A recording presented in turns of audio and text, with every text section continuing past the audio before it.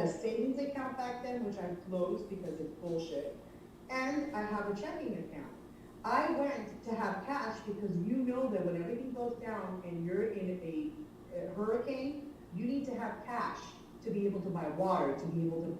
They shut everything down, and Wells Fargo did not let anyone take money out. I mean, that's. So tell me again how my money is safe in the bank. But that's the whole point. Safe Like, from who? From me? right, it's safe. And so the bottom line is they're like, yeah, it's safe when the power goes on. And I think what we were talking about here, Moon, is like so you spent some time with a woman who's basically old money, right? So they built an entirely family wealth. They've got 60, 70, 80, maybe even 100 years of money.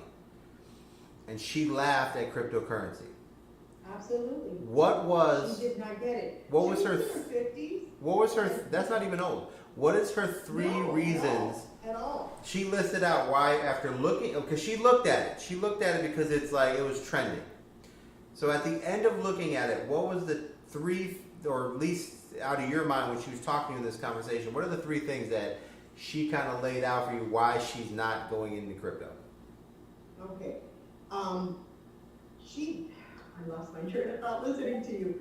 With her, I can tell you right now, like I said, she's in her mid, I would say she was like 56, around there.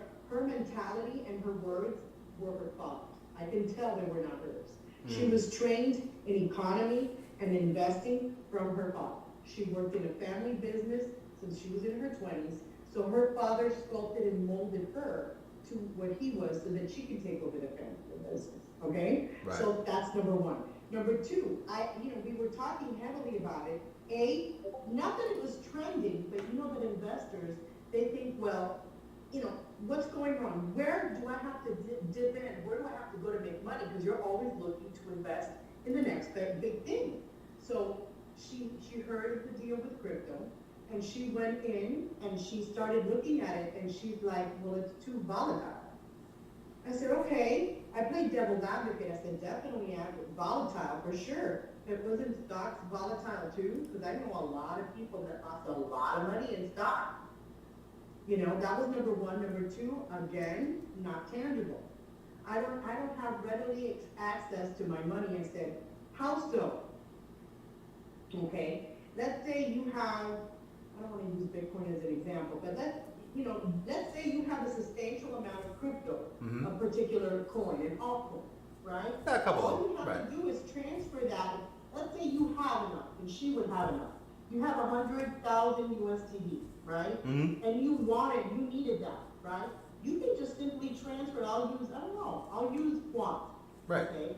Transfer that into USDD, and then transfer that into. You can get fiat money. I mean, you pay fees, but you're gonna get your money. Does she not get CryptoPanic.com? I mean, here's the thing, right? Like, let's take a look here. So the biggest thing is that she feels like she can't find her money, right? And she feels that's going to be a bad investment. Honestly, between it's not tangible, between it's extremely volatile, and it's not like investing in something else. She says yes. So that was something that she chose not to. So I didn't even honestly get into it with her. The thing is that right, and I like I think you made a point there. It's kind of like going back into her father's side, and this is where the education of what crypto is needs to have we need to do a segment on this.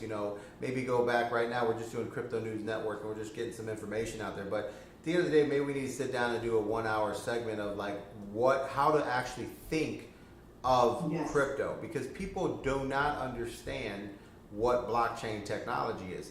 And even when you're worth $100 to $300 million, the fact that you're like, well, how do I move my money? I don't know. If I go right here and I click on MSN, or what am I on?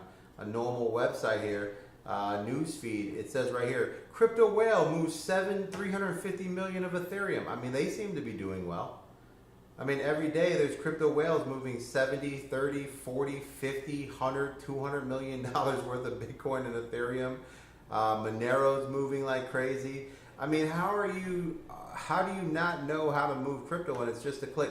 I think the whole thing is that they don't understand that how to move it, like where does it go, right?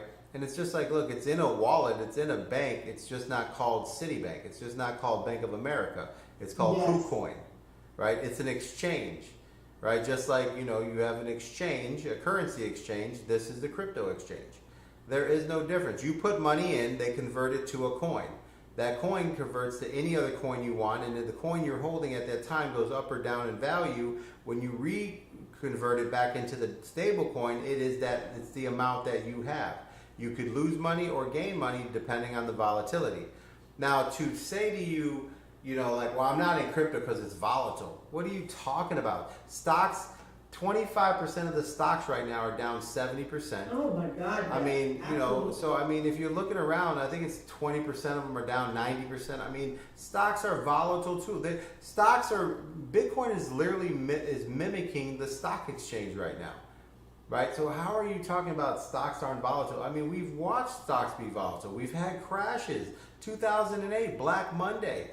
I mean, we've had some crashes in stocks. So the ideal that an IPO like Facebook can come out, or I think some of these IPOs came out, were at $80-$90 and then fell to 35. Is that not But you know what volatility? The difference is she's used to investing in stocks and everything else. So to her, it's not volatile because she feels she knows. That's her common ground. She feels she knows what she's doing. If she hops over and invests $1 million into crypto, it's highly volatile for her because she's not educated on that. That's a new territory for her. You also It would gotta. be, I think this is what it would be is. losing. It would be losing because in the stock exchange, they have hedge funds that control and manipulate the markets who guarantee 7%. So she is already with a financial advisor. She's already with companies that take care of her because they use her money to make 30-40%, and then they toss her 6 or 7%. And she's like, hey man, we're making, I don't think people realize that when you have $1 million and 5% monthly is $3,000, at the end of the day, that's most of you guys' paychecks. If you just had a check that showed up in your bank every month for $4,000, like $1,000 a week, because you had $1 million in a hedge fund and they were paying you $1,000 a week, you'd be like, yo, I don't invest in crypto, I'm good. And I think that's the problem, is that they can invest in crypto. The reason why this will be the greatest exchange of wealth is because the 1% of wealth is already programmed into their way of wealth, which is manipulation, controlling markets, and oversight of all the companies that own everything. And cryptocurrency, right, they have a system, but cryptocurrency is peer-to-peer. It's us leaving everything in their system. And it's great because, like, we don't even want them in here. We'd rather have peer-to-peer with the average Americans who are in the 98% sharing money with each other and keeping the fees. Guys, if you just took and thought to yourself, all right, I make an average of $40,000 a year. And you go out and you say, okay, here's where I buy. Go through your receipts and add up your taxes. Add up how much the government takes from you. Add up how much when you buy something. Add up everything you buy and drink. Take all your stuff in a month and realize that 60% of your money went to taxes and fees. Which basically means you're surviving off not $40,000 a year, but literally 17. So if you were in a society where they didn't take all that money from you, and instead you were able to keep it, your lifestyle would double just by cutting out the middlemen. So when it comes... You know that as a trader and an investor, okay? What you've taken the biggest asset a crypto investor or a crypto trader can have is to educate themselves, okay? These people that we're talking about, that's why there are very few people that were in the stock market that are Gen X and boomers in this space. Why? Right. Because they don't want to learn something new. They don't want, they're in a habit of exactly what you're saying, they're being pillaged and raped, but that's what they're used to. So when you say peer-to-peer, from that. No. You understand what I'm saying? Well, yeah, 'cause they don't basically, understand go the back system. To what they're used to, and that's why you say this, but and then you look and you look at the people that are actually into crypto, and there are age group, and then you have most, which is Gen Z, Gen X, and then you have a lot of millennials. Why? Because we're not so much you and I think you and I are in a generation that we were in a transition, like the time period that we're living now. We transitioned into going from no internet to internet. That's exactly what's happening now with finances. It's slowly transitioning from paper money, fiat, to digital. So everybody that has any form of common sense or knowledge at this time is transitioning, like you and I did in the 80s, 70s, 80s, and 90s. Well, mostly the 80s, Right. when the internet came. So Cable, we can internet. transition to this because we're used to that transition. Gen Z and Gen X, we can do anything, I feel.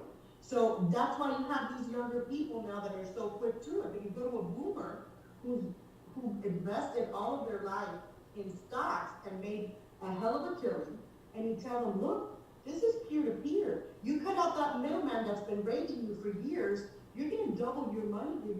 Yes, granted, no financial advice, you can lose it just like you did then. But look at the advantage if you actually tried it, they're gonna sit there and ponder and think of everything that could go wrong as opposed to the benefit of that peer-to-peer, the benefit of cutting out the middleman, faster transactions.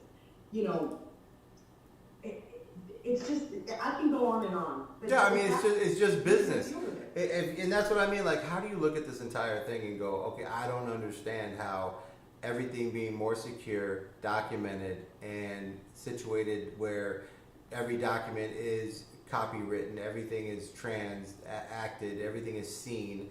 I mean, when you cut out all the fees, I mean, just on banks alone, if they use cryptocurrency, they would save, please, $40 a wire, and they do what per 100,000, 300,000, a million wires a day. I mean, it's disgusting the numbers that they save. The ability, the peer-to-peer, more about the smaller people is when you make an album, you can put an album into an NFT, and now you don't need a record label. And now if you're doing social media, or you give people the ability to buy your NFT, and then on top of that they sell it and can make money by supporting you, you're turning normal people into You're giving distributors. people power again. Yeah, That's the way it should be. Yeah, you're breaking up the People game. should have the power, and the first thing you're gonna hear out of somebody's mouth that does not understand crypto and does not understand that concept of you getting your power back, you running your own show, the first thing they're gonna tell you is, well, there's no control, there's no tracking, you can get scammed, you can get this. You can do that in the real life. Everything in crypto is tracked. Right. Everything in crypto has it's traceable. Yes. It has a track. Well, we all know. We know that they'll tell you that your money in your bank's insured, but it's insured up to 250,000. While it's in crypto, it's insured up to like 2 million. So it's just facts and data that people just don't know, because they're the facts that they get when people tell them something. They never tell them the full story. They just kind of voice an opinion. Oh, the banks are insuring your money. Well, so is crypto. Yeah. Your crypto's They insured. You just don't educate know it. themselves. Yeah. It's easier to go and listen to somebody else do the research for you, because crypto is not for the lazy. If you're lazy, you will get wrecked. You gotta be on top of it. I think that's kind of like the when we think about it, I think that's probably like one of the best points is that crypto's in a state of development. And it's right now it's in the state of entrepreneurship, where you can take advantage of anything as a venture capitalist, an entrepreneurial, and an angel investor. And what I realize is people don't realize what that means and who they are. So they'll buy a bunch of coins and sit on them, and then when the coins go up to a certain level, they stay sitting on them, and then the coins drop down. And Yeah, when people don't make money, it makes me tired. The No, but what it is like they don't understand that a company that has no product can't make money, so therefore there is no more movement of the profit and loss in the bottom line. It's just the coins. The coins are the product. So once you sell out of the coins, at the end of all the shoppers, whoever's left with the product has the product, and that's kind of how that goes. So I think they don't realize that the whole ideal is to get in super early, let the coins do what they got to do, take the profits, move to another project. And eventually some of these people are going to get caught holding, but there is an evolution of people where, let's say, people that come in behind you, some of these people are holding for 4 or 5 years regardless. So I think what the problem is, people don't understand how to, like, people have certain bags, like they have their investing, at the end of the day, most people don't know how to invest. So they have a bag and they just invest and then they just hodl. Right? When in reality, you're supposed to have your main bag and then your profit, your trading bags, and then your moon bags, right? And also your which are longevity bags, like these are your long holds. And you have to get into a project that you do research in, a company that or an ideal or whatever, a white paper or a concept or, a developer that you like, or, whatever's like, literally trending or whatever, and you have to get in super early when it first comes out, and then when it goes on its run, at that point you've done your job.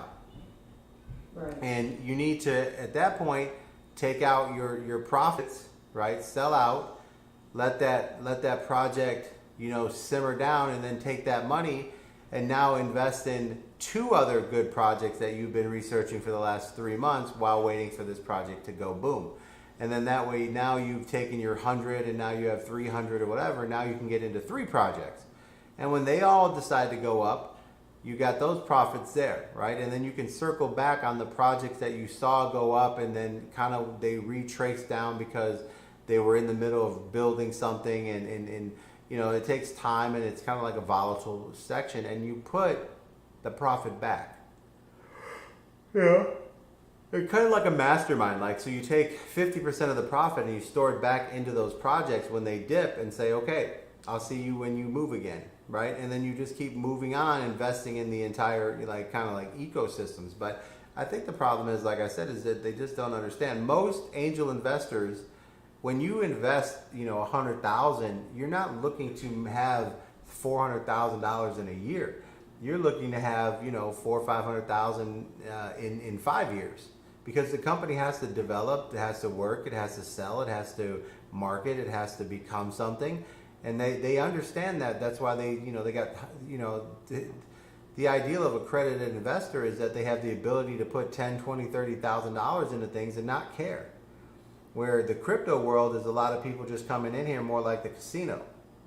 It's like right. $10 here, 10 there. Exactly. And you can make a lot of money. Like I love the casino game. Like that's my game. I'm a compound 10x, isolated margins.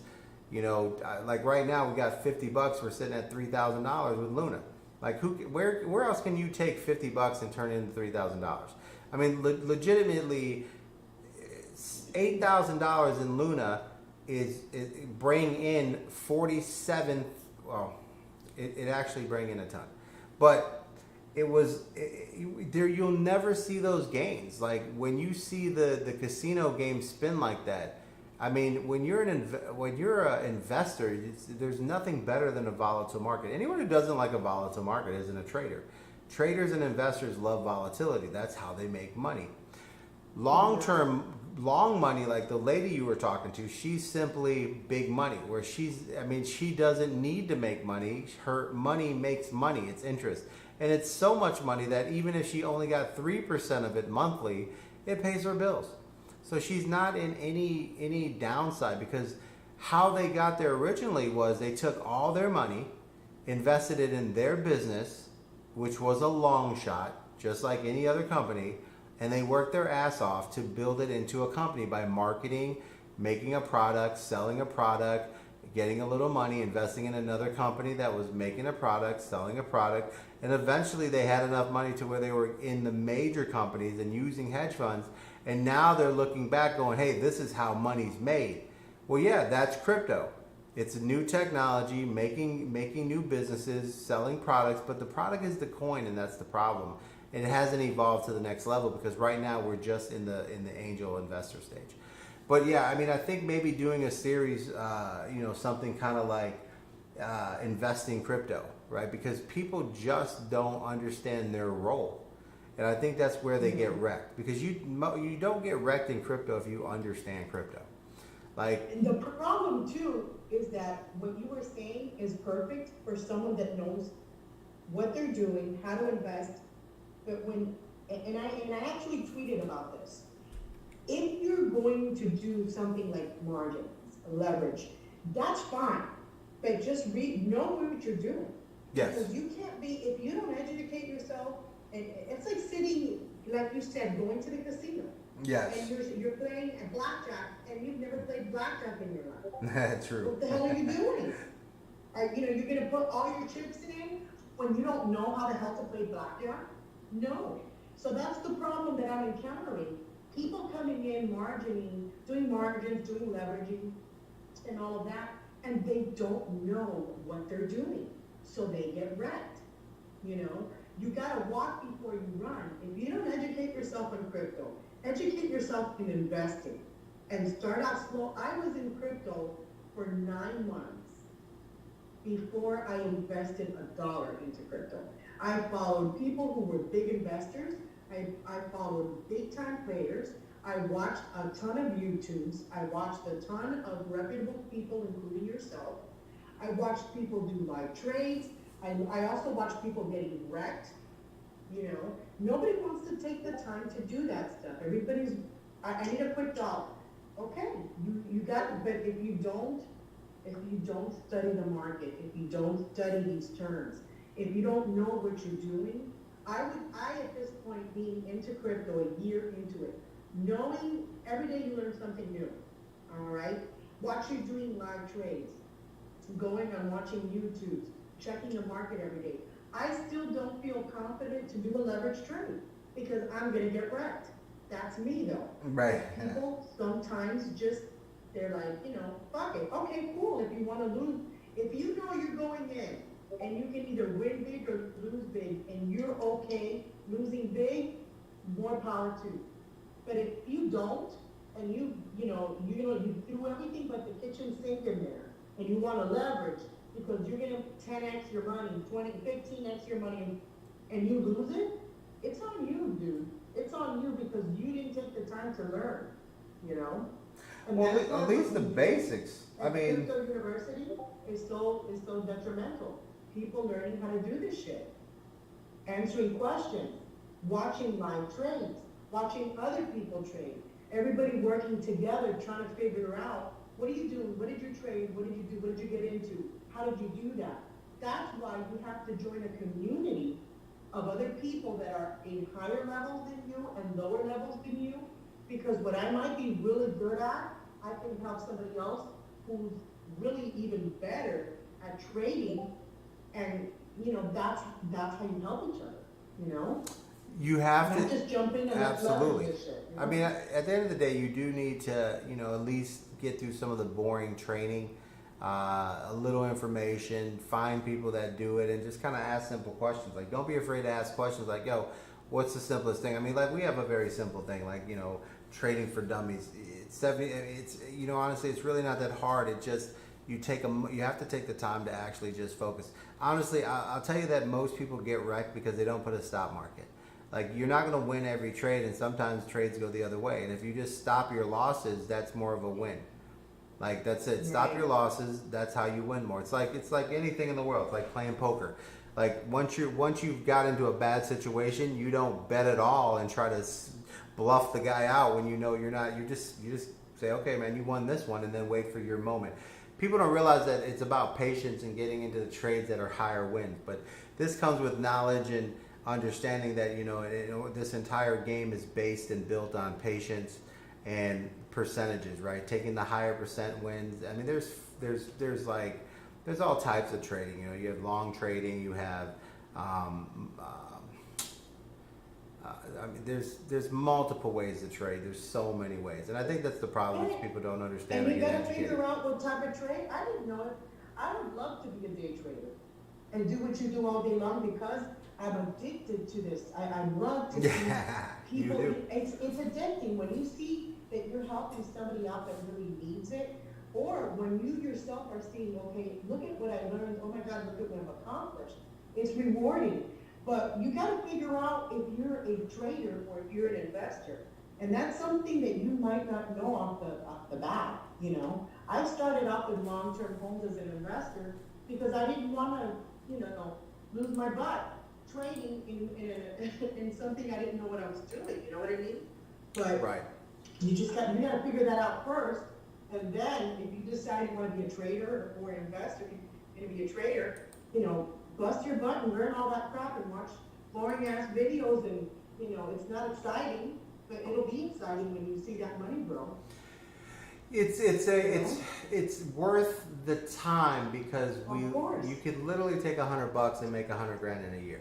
So take the time to do it. It's something we'll visit back. I think, you know, in here I think what we need to do here is it's a great conversation, but and it's an understanding of what crypto is, why people aren't investing, who should invest. You know, who should be looking at it, why it makes sense, even though big money doesn't understand it. It's just because it's not in their wheelhouse. But we're gonna come back. We'll do a whole thing on that, and we're gonna wrap this up right here, guys. Do your Dior. You know, find people to help you out. Get on YouTube. Find some things. You know, we have a Discord. Go to linktree.com, venture capitalists. There's some guys giving out some great information in there that literally. I wonder if I can find it here. That it just makes so much sense. Okay, so for instance, let me see if I can give you guys some free info. Okay, here. Don't YouTube it, all right? What you want to do is Google and read about it, right? You want to Google trading value, RSI, EMA. Make an account on tradingview.com and then see what you did and what you read about. Start over again, and you want to read about volume and RSI combined. Then read how to find trend lines. And when you understand this, then you can come into our Discord, linktree.com, venture capitalist. You can come in while you're doing this, contact someone on there, and they will help you with more detail. Now, this information was provided by a guy in our Discord called Crypto Drop. This is probably one of the most sensible things to do in order to understand how to look at a market very simply. You know, this is a technique, you know, I like when guys in our Discord are giving information to people like hell. Because a lot of guys have call outs and they like, oh, this is what the market's about to do. And, you know, and it's great to see guys having call outs in this, you know, society going together and saying, man, how'd you get that? And then guys say, listen, this is what you have to do. Sometimes it's boring, but you got to read it. Like it says, most important is don't find it boring and skip over the part you're reading when learning. Always the boring part, that's what gives you the most info. So that was his last information. He was giving that over to Rookie Kid. Just kind of like let him know like this is what he knows. And when Rookie Kid comes back after reading all those things he just told him to go look up, he can help him out and say, okay, this is what you're looking at. This is how I set up my lines. This is what I read. And he will know what he's talking about because he did that simple research. That's not a lot of research. That's 2 days of reading some basics, like an hour and a half, 2 hours a day, and then you're all of a sudden you will understand markets, and that will save you thousands and thousands. I mean, your wins will go up 70%. If you learn that if you play the 5-minute enter a coin when it breaks to 200, you're going to have a 70% chance of winning that movement. There's so many little tricks to it that you can learn once you learn the trend lines. But guys, you have to learn a little bit because it's the understanding. Now, you know, there are a lot of people, like I got people that come in my Discord and do really well after 2 or 3 days. I have guys that spend weeks with me and do phenomenally well. I mean, I run a 4-week course, but it's like you can spend a day or two with me and I can give you 7 tidbits that you will change your life. But honestly, it's the key to growing in the fundamentals or the foundation and structure that will allow you to continue to grow even further. So we'll come back to this. This is an interesting subject because we kind of went into, you know, why big money doesn't understand how people don't look at it. But I think that's where we have to condense it and make a series of it, like crypto, why or why not, right? And that's something we'll get into. Other than that, guys, thanks for jumping in. We're gonna end this stream right here, and then we'll come back and wait for the news that pops up. We got some articles we want to cover here. We're gonna cover some Luna stuff, guys. So thanks for watching, guys.